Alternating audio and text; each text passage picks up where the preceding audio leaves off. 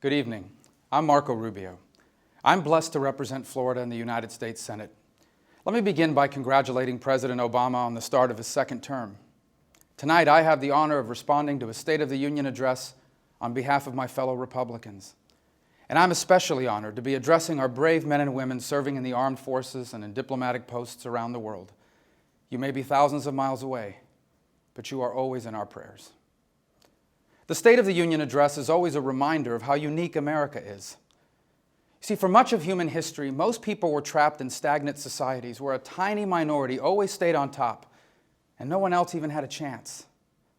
But America is exceptional because we believe that every life at every stage is precious and that everyone everywhere has a God-given right to go as far as their talents and hard work will take them. Like most Americans, for me, this ideal is personal. My parents immigrated here in pursuit of the opportunity to improve their life and to give their children the chance at an even better one. They made it to the middle class, my dad working as a bartender and my mother as a cashier and a maid. I didn't inherit any money from them, but I inherited something far better, the real opportunity to accomplish my dreams. This opportunity to make it to the middle class or beyond, no matter where you start out in life, it isn't bestowed on us from Washington. It comes from a vibrant, free economy where people can risk their own money to open a business. And when they succeed, they hire more people who in turn invest or spend their money they make helping others start a business and create jobs. Presidents in both parties, from John F. Kennedy to Ronald Reagan, have known that our free enterprise economy is the source of our middle-class prosperity. But President Obama, he believes it's the cause of our problems. That the economic downturn happened because our government didn't tax enough, spend enough, or control enough. And therefore, as you heard tonight, his solution to virtually every problem we face is for Washington to tax more, borrow more, and spend more. This idea that our problems were caused by a government that was too small, it's just not true. In fact, a major cause of our recent downturn was a housing crisis created by reckless government policies. And the idea that more taxes and more government spending is the best way to help hardworking middle-class taxpayers, that's an old idea that's failed every time it's been tried.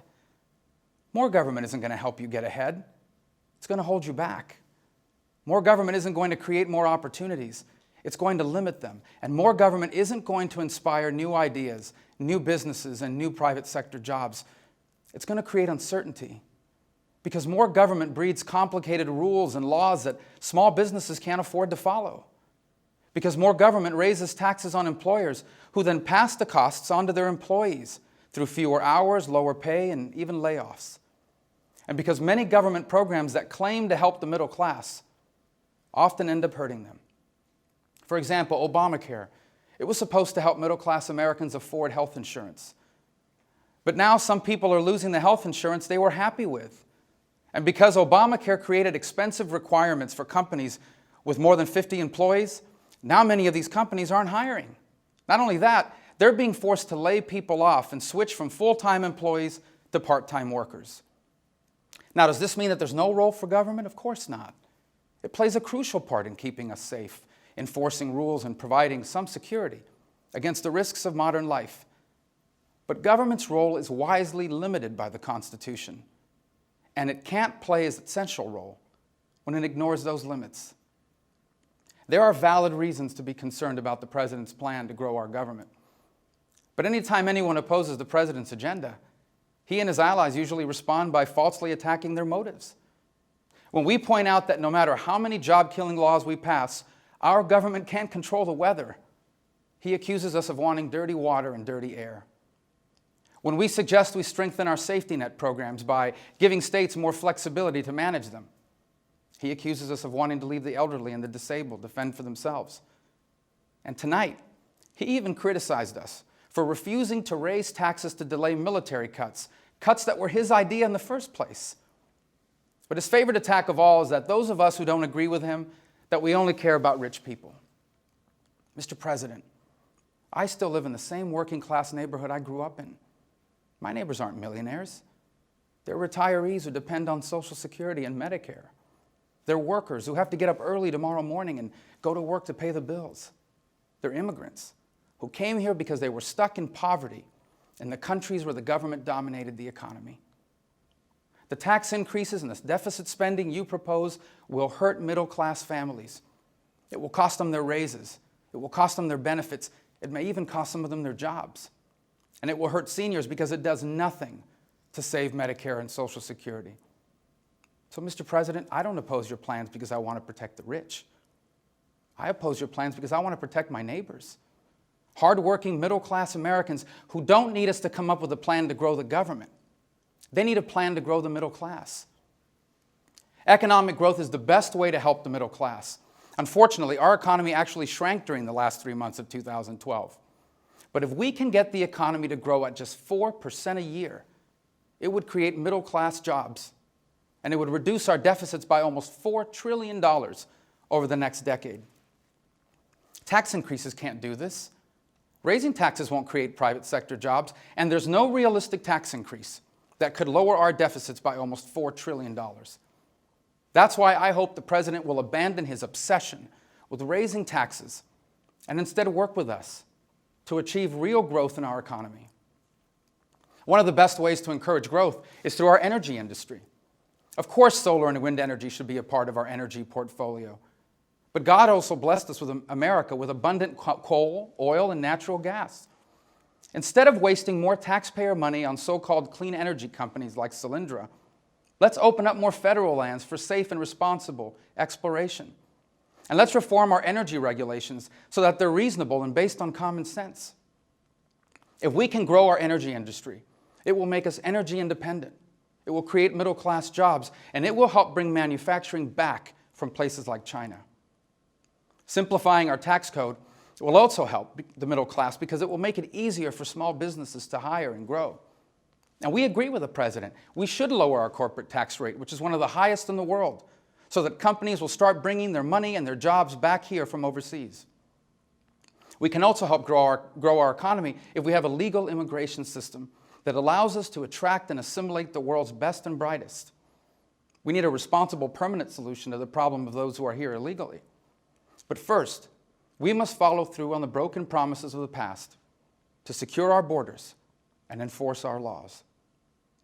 Helping the middle class grow will also require an education system that gives people the skills today's jobs entail and the knowledge that tomorrow's world will require.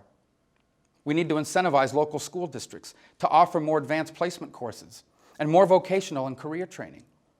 And we need to give all parents, especially the parents of children with special needs, the opportunity to send their children to the school of their choice.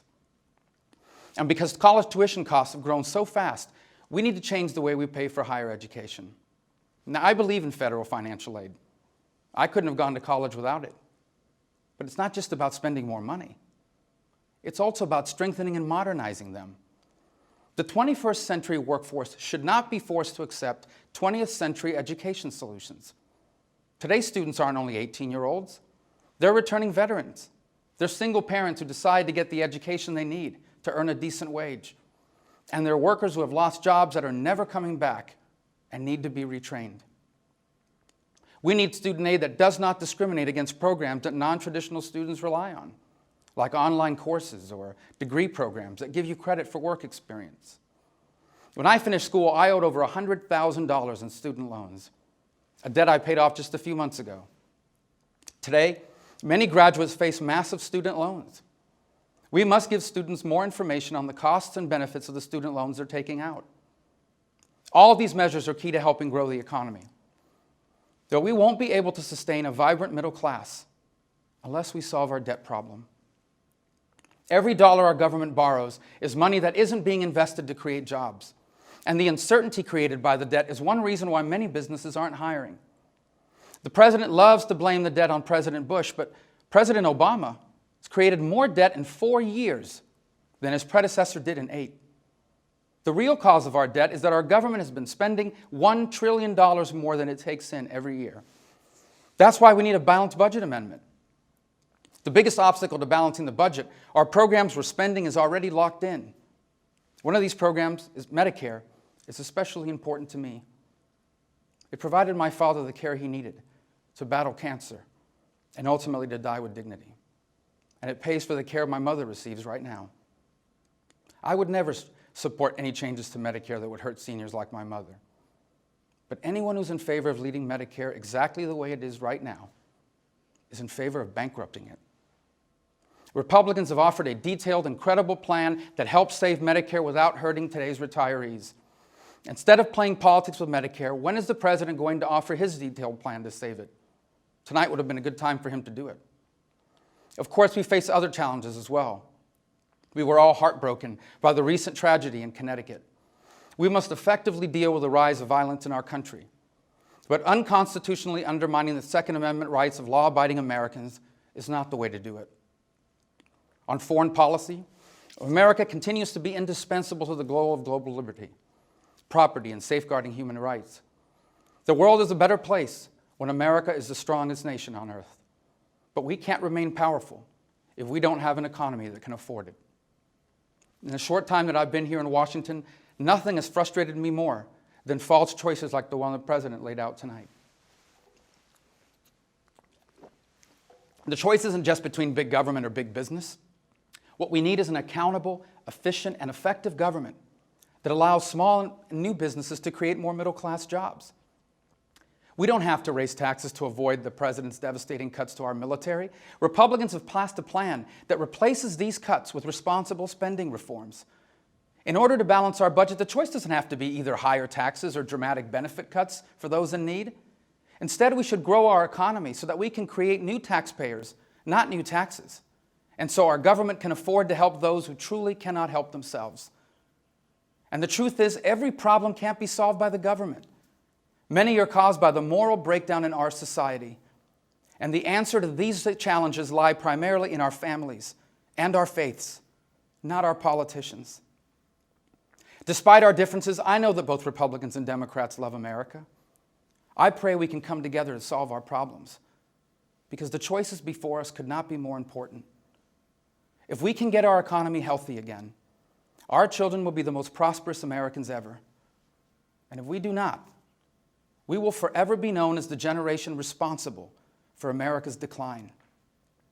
At a time when one showdown after another ends in short-term deals that do little or nothing about our real problems, some are starting to believe that our government leaders just can't or won't make the right choices anymore. But our strength has never come from the White House or the Capitol. It's always come from our people. A people united by the American idea that if you have a dream and you're willing to work hard, nothing should be impossible. Americans have always celebrated and been inspired by those who succeed. But it's the dreams of those who are still trying to make it that sets our nation apart.